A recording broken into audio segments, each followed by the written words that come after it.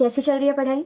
I know आप सब ने बहुत मेहनत की है, लेकिन एग्जाम के वो 3 आवर्स अगर आप मैनेज नहीं कर पाए ना, तो ये सारी मेहनत पर पानी फिर सकता है। इसलिए ध्यान से देखना ये वीडियो। अपना सीट नंबर एकदम ध्यान से लिखना, उसमें कोई भी मिस्टेक मत करना, नहीं तो आपका पेपर चेक ही नहीं होगा। 15 मिनट्स जो अभी आपको एक्स्ट्रा मिलते हैं फॉर पेपर एनालिसिस, उसमें आपका क्या स्ट्रैटेजी होना चाहिए, उसके लिए एक अलग वीडियो आएगी, वो जरूर से देख लेना। First impression is the last impression, means you should start with the question जो आपको बेस्ट आता है। फिर चाहे वो क्वेश्चन नंबर 4 हो, क्वेश्चन नंबर 5 हो या क्वेश्चन नंबर 6, आपको जो भी क्वेश्चन नंबर सबसे बेस्ट आता है आपको उससे स्टार्ट करना है। एंड यस, एक और चीज का ध्यान रखना इस चीज में कि आप अगर क्वेश्चन नंबर 6 लिख रहे हैं, उसके अंदर कुछ सब क्वेश्चंस होते हैं, तो सारे सब क्वेश्चंस आपको एक ही साथ लिखने हैं। ऐसा ना हो कि क्वेश्चन नंबर 6A आपने पहले लिखा, फिर 4A लिख दिया, फिर 5B, फिर 6B, इतना जंबल अप करके एग्जामिनर को कंफ्यूज नहीं करना है। इस चीज का ध्यान रखना। Fresh question should be started from a fresh page. आपको एक्स्ट्रा शीट जरूर मिल जाएगी,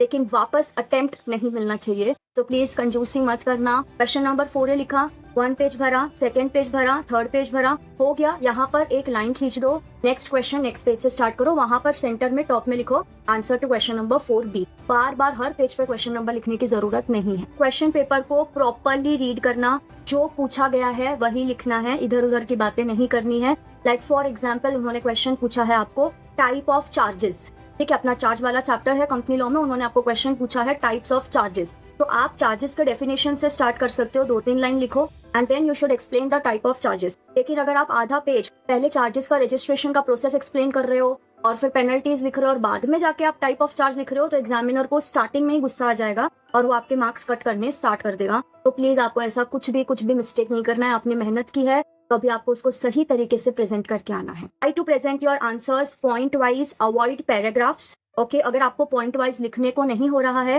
देन छोटे छोटे पैराग्राफ्स में आंसर लिखना, avoid big big paragraphs. Highlight the key points. जब आंसर लिख रहे हो तब हाथ में पेंसिल रखना, उससे टाइम अंडरलाइन कर लेना, लास्ट के लिए मत रखना, लास्ट में टाइम नहीं मिलता है। सेक्शन का नाम, केस लॉ का नाम अगर नहीं पता है तो मत लिखना, अगर आता है तो ही लिखना। अगर आपने गलत सेक्शन का नाम या गलत केस लॉ का नाम लिखा तो सीधा आपके मार्क्स वहीं पे कट हो जाएंगे। केस लॉ बेस्ड क्वेश्चन आपको पता है कैसे प्रेजेंट करना है। पहले प्रोविजन जो आप घर से पढ़ के गए हैं, फैक्ट जिसमें 2-3 लाइन में आपको समरी लिखना है क्वेश्चन जो आपको पूछा गया, एंड देन कंक्लूजन। अगर आपको कंक्लूजन नहीं आता तो छोड़ देना, आपको स्टेप वाइज मार्किंग होता है, तो प्रोविजन और फैक्ट्स के भी आपको मार्क्स मिल जाएंगे, बट क्वेश्चन पूरी तरीके से छोड़ के मत आना। हमको 100 मार्क्स का अटेम्प्ट करना है, भले हमें कंक्लूजन आता हो या नहीं आता हो। One more very important thing, avoid using short forms. जैसे मर्जर एंड अमालगमेशन लिखना है तो लोग यूज करते हैं M&A, नहीं, आपको पूरा लिखना है मर्जर एंड अमालगमेशन।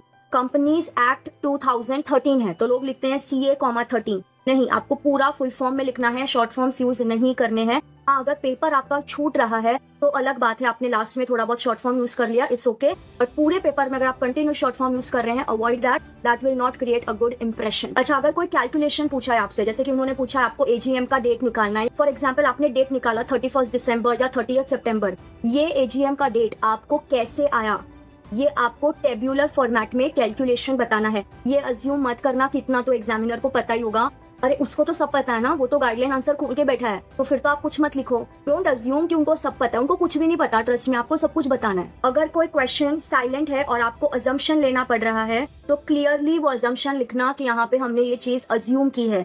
एग्जामिनर को सपना नहीं आएगा कि आपने कितनी मेहनत की है, आप 1 साल से पढ़ रहे थे, 2 साल से पढ़ रहे थे, या 1 महीना, 2 महीना, 10 दिन, 15 दिन, उसे कुछ भी नहीं पता। 3 घंटे में आप किस तरीके से आंसर प्रेजेंट करके आते हैं, that is very important, and presentation can help you exceed 14 to 15 marks in your paper. तो प्लीज ये सारी चीजों का बहुत अच्छे से ध्यान रखना। एंड यस, प्रेजेंटेशन उसी का बेस्ट निकलेगा जिससे इस चीज पे बहुत सारी प्रैक्टिस की हो। मैंने कई बार आपको बोला है कि आपको knowledge, application as well as presentation पे फोकस करना होता है, लेकिन अगर किसी ने अभी तक प्रेजेंटेशन पे प्रैक्टिस नहीं किया है तो अभी प्रैक्टिस करना पॉसिबल नहीं है, और डरने की, सेल्फ डाउट करने की कोई जरूरत नहीं है। बस आप एक चीज कर सकते हो कि आप ये वीडियो देखने के बाद अपने प्रेजेंटेशन को जो आप करने वाले थे उससे शायद 1% आप कुछ बेटर करोगे। कंटेंट बेस्ट लिखना है, स्पीड मैनेज करना है, टाइम मैनेजमेंट करना है, एंड फोर्थ, फुल 100 मार्क्स का पेपर लिखना है, भले आपको आता हो या नहीं आता हो, फुल 100 मार्क्स का पेपर आपको अटेम्प्ट करना है।